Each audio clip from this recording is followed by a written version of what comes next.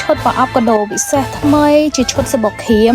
សម្រាប់ឈុតនេះស័ក្តិសមហើយថ្លៃថ្នូរខ្លាំងមែនតែនសម្រាប់បងធ្វើជាកដោជូនទៅមនុស្សជាទីស្រឡាញ់ជូនម៉ាក់ជូនប៉ាជូនអាម៉ាកងអាអ៊ីគ្រូក្នុងឱកាសពិធីបុណ្យចូលឆ្នាំចិនខាងមុខនេះបងអាចរុះរាន់ដាក់កំងបានដោយសារតែចំនួនប្រអប់នេះគឺយើងមានកំណត់ហើយចំពោះសបុកខៀមដែលរៀបចំមួយឈុតប្រអប់កដោបែបនេះវិញគឺបងអាចរើទៅតាមបាក់ចិត្តបងបានយើងមានសបុកខៀមពីប្រភេទ A1 ទៅដល់ A5 បងអាចរើសយកមួយណាក៏បានដែរហើយចំពោះឈុតប្រអប់តូចនេះវិញបងអាចដាក់ស្ករក្រាម2ប្រអប់និងពធាក្រហម2ប្រអប់ក៏បានឬមួយក៏បងចង់ប្រើជាមួយនឹងស្ករក្រាមទាំងអស់ក៏បានបងចង់ដាក់ជាមួយនឹងពធាក្រហមទាំងអស់ក៏បានដែរហើយបើសិនជាបងចង់បានសបុកខៀមមួយខាំហើយបងចង់ឲ្យដាក់សបុកខៀមនៅក្នុងប្រអប់តូចនឹងទាំង4ទៀតហ្មងក៏បានដែរទៅតាមបាក់ចិត្ត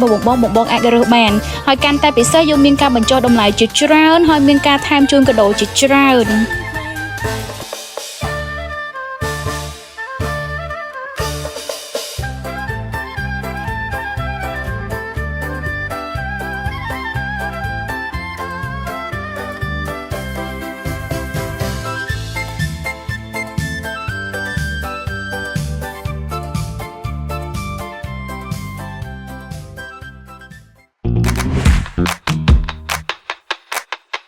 ចំណេញងាយស្រួលរហ័សមាន NSN Mobile App ទិញផលិតផលសបុកត្រចៀកកម្មប្រភេទណាក៏បានទាញយកកម្មវិធីតាមរយៈ App Store ឬ Play Store ខាប់ឆ្ងាញ់ស្អាតសុខភាពល្អទុកចិត្តទៅលើ NSN